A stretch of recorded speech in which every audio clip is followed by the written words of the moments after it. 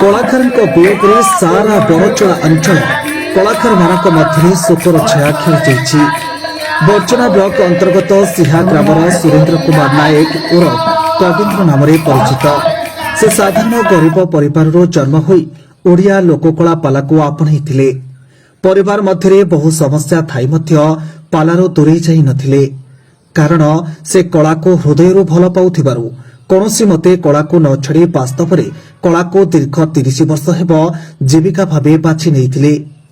वर्तमान आज व्यस्तबहुल जीवन में कला को नहीं बंचिबा बहुत कष्टकर होई पड़िथिबा बेले से दृढ़तार सह कला को नहीं बंचिथिले। प्राय 3-4 वर्ष मध्य मुंडरे वज्र पड़िला भली स्त्री और झीर अकाल मृत्यु से फांकी पड़िथिले।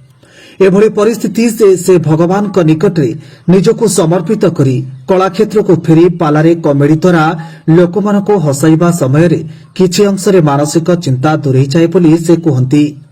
ओडिशा सरकार पक्षर कलाकार को 60 वर्षर ऊर्ध्व कलाकार भत्ता घोषणा हेबा परठू तांको मनरे आनंद उत्साह खेली जाइथिला किंतु विधिर विधान कि करिबो आन से 54 वर्ष रे हठात टळी पड़िले।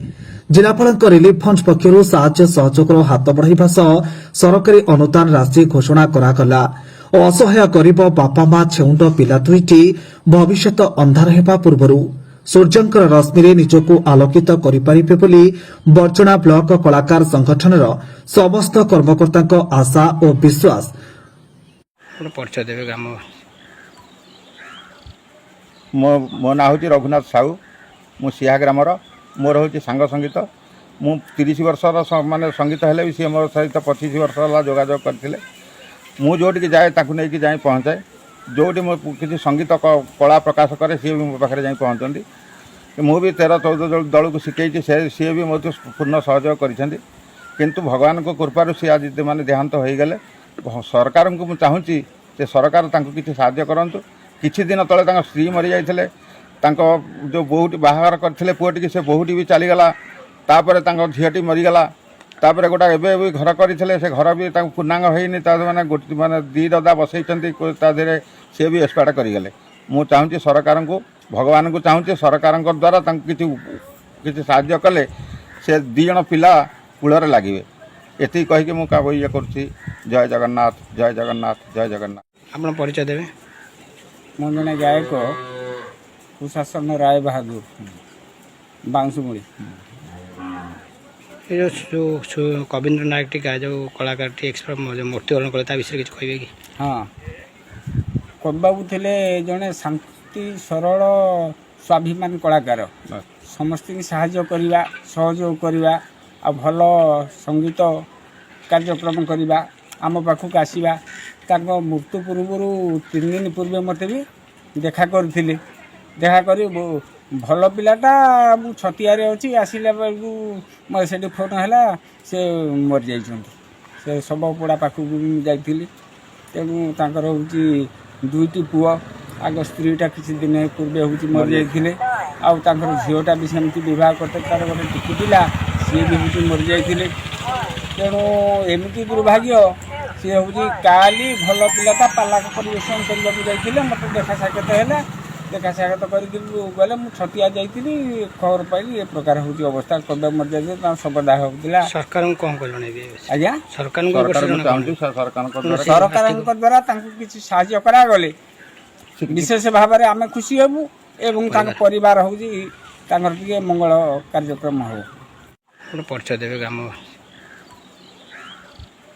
मो ना हूँ रघुनाथ साहू मु सिहा ग्रामर मोर हूँ सांग संगीत मु 30 वर्षर माने संगीत हेले भी सी मोर सहित 25 वर्ष है जोगाजोग करते मु जोटि जाए नहीं जाए पहुँचाए जोटी मो किसी संगीत कला प्रकाश करे सी भी मो पाखे जाए पहुँचती मु भी 13-14 दल को शिखई सी भी मत पूर्ण सहयोग किंतु भगवान को कृपार सी आज मैंने देहांत हो गले सरकार को मुझे चाहूँगी से सरकार किसी साहाय्य करंतु किछि दिन तले स्त्री मरी जाइथिले जो बहुटी बाहार करथिले पुओटी से बहुटी भी चलीगला तापर झीटी मरीगला तापर गोटा एबे भी घर करथिले से घर भी पूर्णांग होइनि माने माने 2 ददा बसैचंती ताधरे से भी एक्सपायर करिगले।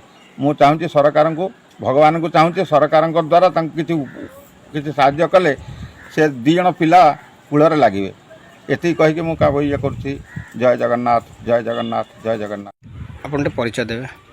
ମୋ ନାଁ ହେଉଛି ଅଜୟ କୁମାର ଶତପଥୀ, ପାଲା ଗାୟକ, କଳାର ସେବକ। ଓଡ଼ିଶା ପୁରପଲ୍ଲୀରେ ପାଲାର ମୁଁ ସେବା କରେ, ପାଲା ସଂଗଠନ। এই ଆପଣ ଯେଉଁ କବୀନ୍ଦ୍ର ନାୟକ ଯେଉଁ କଳାକାରଟି ମୃତ୍ୟୁବରଣ କଲେ ହଠାତ୍ ତା ବିଷୟରେ କିଛି କହିବେ କି? କବୀନ୍ଦ୍ର ନାୟକ ବିଦେହୀ ଆତ୍ମା, ସେ ବହୁତ ସୁନ୍ଦର, ନିଷ୍କପଟ, ସରଳ, ଯାହାଙ୍କର ତ୍ୟାଗ ଭୁଲି ହେବନି। ଆଜୀବନ ସେ ବ୍ରତ ତାଙ୍କର କଳାପତି। ଅତୀତରେ 2 ଦିନ ତଳେ ସେ ଆମ ସାଙ୍ଗରେ ପାଲା ବି ଗାଇଥିଲେ। ଆସିକିରି ପାଲା ଗାଇ ସାରିଲା ପରେ ଆସି ଘରକୁ ଯାଇଥିଲେ। ତାଙ୍କର ସ୍ନେହ ସହାନୁଭୂତି ବହୁତ ବଢ଼ିଆ। ଆଉ ହଠାତ୍ ତାଙ୍କର ଗୋଟେ ହାର୍ଟଚୋକ୍ ହୋଇଗଲା, ଯେଉଁ ଶୁଣିକି ବହୁତ ମର୍ମାହତ ଆମେ ହେଇଛୁ। ତାଙ୍କର ସହଯୋଗ ବହୁତ ଆମ ପ୍ରତି। ସରକାର ଏ ପ୍ରତି ଯେଉଁ ତାଙ୍କର ଭତ୍ତା ଫତ୍ତା ଯେଉଁ କଳାକାର ଭତ୍ତା ପ୍ରତି କଳାକାର ଭତ୍ତା ତାଙ୍କର ତ ହେଇନି, ପକେଇଥିଲେ ତାଙ୍କର ହେଇନି। କିନ୍ତୁ ସେ ଯେଉଁ ଅବସ୍ଥାରେ ବର୍ତ୍ତମାନ ଅଛନ୍ତି, ତାଙ୍କର ସରକାରଙ୍କ ସାହାଯ୍ୟ ନିହାତି ଦରକାର। ନାଇଁ ତାଙ୍କର ତ ଗୋଟେ ବିଗତ ବର୍ଷେ 2 ବର୍ଷ ହେଲା ତାଙ୍କ ପତ୍ନୀଟି ଏକ୍ସପାୟାର କରି ଯାଇଥିଲେ। ଆଉ ଯେ ଶୁଣିବା ଜିନିଷ କୋଉ ଅବସ୍ଥାରେ ସମସ୍ୟା ବହୁତ ଦୁଃଖ କଷ୍ଟରେ ସେ ବଞ୍ଚିଥିଲେ ଆଜ୍ଞା ଏବଂ ସରକାରଙ୍କର ସାହାଯ୍ୟ ସେ କୌଣସି ପାଇନାହାନ୍ତି। ଏବେ ନବୀନ ଓଡ଼ିଶା କାର୍ଯ୍ୟକ୍ରମ ସେ ବି ପାଇବା ପାଇଁ ସକ୍ଷମ ଥିଲେ, କି କୌଣସି ଭତ୍ତା ତାଙ୍କ ଦ୍ୱାରା ହେଇନି। କେତେ ବର୍ଷ ହେବ ଦୀର୍ଘ କେତେ ବର୍ଷ ମାନେ କଳାକାର ହିସାବରେ ଦୀର୍ଘ ସିଏ 25 ବର୍ଷ ଭାବେ କଳାକାର କାର୍ଯ୍ୟ କରିଛନ୍ତି। ଜଣେ ବାଦକ, ସେ ବାଜା ବଜେଇ ପାରନ୍ତି, ଗୀତ ଗାଇ ପାରନ୍ତି, ପାଳି ଧୋଇ ପାରନ୍ତି, ସବୁ ପ୍ରକାର ମାନେ ସଂସ୍କୃତି ତାଙ୍କଠାରେ ଥିଲା। ସିଏ କହିବାକୁ ଗଲେ ସିଆ ଗାଁର ଗୋଟେ ସଂସ୍କୃତି ସମ୍ପନ୍ନ ଲୋକ। ସିଆ ଗାଁ ସାରା ସିଏ ହସୁଥିଲେ। ତେଣୁ ଯାହା ହଉ ଆମେ ଚିନ୍ତା କରୁଛୁ ସରକାରଙ୍କର ସାହାଯ୍ୟ ମିଳିଲେ ତାଙ୍କର 2 ପୁଅ ଆଉ ତ କେହି ନାହାନ୍ତି, ତାଙ୍କ ପରିବାର ଭଲରେ ରହିବେ। ସରକାରଙ୍କ ସାହାଯ୍ୟ ନିଶ୍ଚିତ ଭାବରେ ମିଳୁ, ଏଇଟା ଆମର ହେଉଛି ସଦିଚ୍ଛା। ବର୍ଚ୍ଚଣାରୁ ଅମୃତ କୁମାର ଦାସଙ୍କ ରିପୋର୍ଟ, ଗୁଗଲି ନ୍ୟୁଜ୍।